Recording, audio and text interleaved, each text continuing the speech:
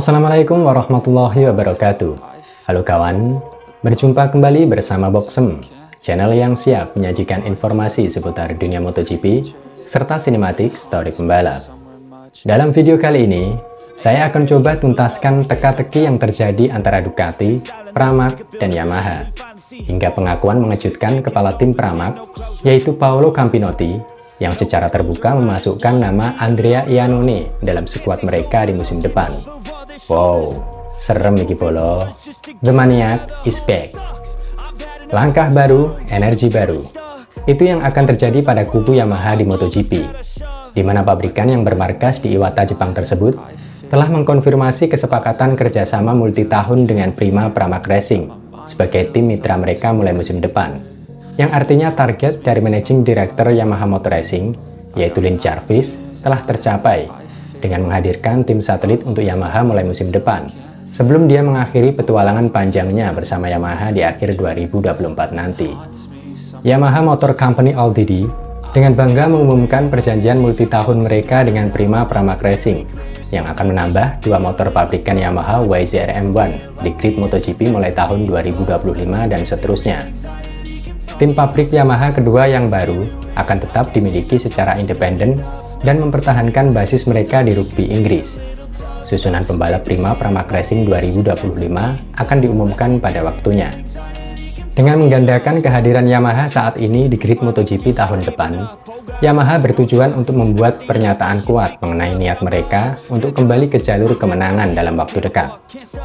Proyek yang akan segera dibangun antara Pramac dan Yamaha mulai musim depan bisa dibilang bukan proyek biasa kawan. Pasalnya kolaborasi mereka ternyata juga punya tujuan untuk mendaratkan tim di Moto2 untuk menaungi pembalap muda berbakat, seperti yang diungkapkan Lin Jarvis berikut ini. Selain program MotoGP, kolaborasi kami mencakup proyek Moto2 masa depan untuk menyediakan platform untuk mendidik pembalap MotoGP masa depan. Masih terlalu dini untuk memberikan rincian mengenai program ini saat ini, karena program ini akan dikembangkan dalam beberapa bulan ke depan. Yang menjadi pertanyaannya sekarang, kenapa Pramac mengakhiri kerjasama dengan Ducati yang telah terjalin selama 20 tahun? Ada apa sebenarnya? Berikut penjelasan sang kepala tim Pramac, yaitu Paolo Campinotti kepada media. Apa yang ingin saya jelaskan sejak awal adalah bahwa ini bukan tentang uang. Faktanya dalam jangka pendek, saya akan merugi karena saya tidak akan mendapatkan hal yang sama seperti yang saya dapatkan sekarang dari para sponsor. Kemudian kepala tim Pramac tersebut menambahkan detail kerjasamanya dengan Yamaha untuk musim depan, yang bisa dibilang merupakan kerjasama jangka panjang. Ini adalah kontrak selama 7 tahun, 2 tahun 2025 dan 2026, dan 5 tahun dengan motor baru yang akan hadir dengan regulasi baru MotoGP. Yamaha telah meyakinkan saya dengan proyek mereka. Mereka adalah merek yang hebat, telah memenangi banyak hal. Gelar terakhir mereka adalah 3 tahun lalu bersama Fabio Quartararo. Mereka bekerja keras, bahkan di Italia, dengan Luca Marmorini dan Max Bartolini, yang merupakan rekrutan terbaru mereka dari Ducati. Memang hasilnya tidak akan langsung, tetapi mereka akan kembali dan menang. Di sisi lain, Campinotti dengan rendah hati mengakui bahwa Pramac bisa saja mengabaikan Yamaha jika Marquez mau menerima tawaran Pramac untuk musim 2025. Jika Marquez mengatakan iya kepada saya, maka saya akan menyambutnya dengan antusias. Saya tidak mungkin mengabaikannya. Kemudian Campinotti mengungkapkan pemicu Pramac lebih memilih hengkang dari Ducati dan mulai menutup sejarah kolaborasi Ducati Pramac yang sudah terjalin selama 20 tahun. Kami pada situasi ini karena serangkaian situasi. Tim telah berkembang pesat dalam beberapa tahun terakhir, dan kami telah menerima banyak tawaran. Tetapi kami tidak pernah memperhitungkannya. Tetap setia pada proyek ini bersama Ducati. Sayangnya dengan keputusan terbaru yang dibuat oleh Ducati, kami pikir mereka telah mengubah prioritas. Mereka fokus pada proyek lain, yaitu mengambil Cristiano Ronaldo-nya MotoGP dan mengabaikan tim. Filosofi proyek kami sejak dulu adalah mengembangkan para pembalap muda untuk menunjukkan kepada mereka sebuah jalan. Namun pilihan Ducati merekrut Marquez dan mengabaikan Jorge Martin dengan segala pencapaiannya yang saat ini sedang memimpin klasemen membuat kami sedikit kehilangan arah. Dan itulah mengapa kami menerima dan meyakini tawaran Yamaha, dengan dasar proyek yang dilakukan Ducati sekarang berbeda dengan yang kami yakini. Pria berusia 33 tahun tersebut kemudian mengungkapkan sebuah keterbukaan atas rasa kecewanya terhadap sikap Ducati ketika dia mengetahui bahwa petinggi Ducati tengah menertawakan Martin saat Enea sukses menyalip Martin di tikungan terakhir menjelang garis finish. Dan dari momen yang dianggap unrespect tersebut, Paolo Campinotti kemudian semakin memantapkan keputusannya untuk meninggalkan Ducati dan mengukir sejarah baru dengan Yamaha mulai musim depan. Saya menahan diri untuk waktu yang lama, karena hubungan pribadi dan persahabatan saya yang mendalam dengan Gigi Daliknya. Butuh waktu lama bagi saya untuk mencernanya. Tapi saya mengambil keputusan ketika melihat Bastianini menyalip Martin di Mugello, yang seolah membangkitkan antusiasme yang luar biasa di garasi Ducati. Saya melihat Davide Tardosi, namun ada juga Claudio Domenicali. Semua orang, tapi mengapa mereka melakukannya? Bukankah Martin merupakan salah satu pembalap mereka? Dari sini kita bisa mengambil kesimpulan bahwa ada dua faktor yang membuat Pramac hengkang dari Ducati.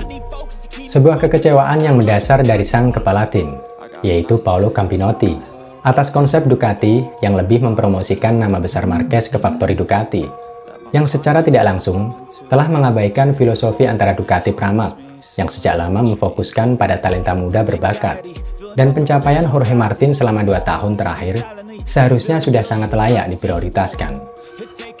Di akhir wawancara, Paolo Campinotti memberikan kejutan yang tidak disangka-sangka kawan. Beliau mengungkapkan bahwa ada satu nama pembalap brutal yang masuk dalam daftar Pramac sebagai penunggang M1 di garasi mereka untuk musim depan. Siapa yang akan kami rekrut? Jika Anda berbicara kepada saya tentang Andrea Iannone, Anda menyentuh hati saya. Saya telah berbicara dengannya, dan saya berharap untuk mengadakan tes dengannya di atas YZR M1. Kita lihat saja nanti. Itu tidak akan mudah, karena kolam renang MotoGP penuh dengan hiu sekarang. Sudah bukan masanya lagi, karena pembalap muda sudah sangat kuat sekarang. Tapi kita lihat saja nanti. Tapi di sisi lain, kami sedang bernegosiasi dengan Fabio Di Giannantonio. Ada kemungkinan The Maniac, yang tahun ini menjalani debutnya di World Superbike bersama tim satelit Ducati yaitu Go11, akan kembali bersaing di MotoGP bersama Pramac Yamaha di musim depan. Namun kemungkinan tersebut akan mengacu pada hasil tes Andrea Iannone di atas YZR M1 seperti yang telah disampaikan Paolo Campinotti.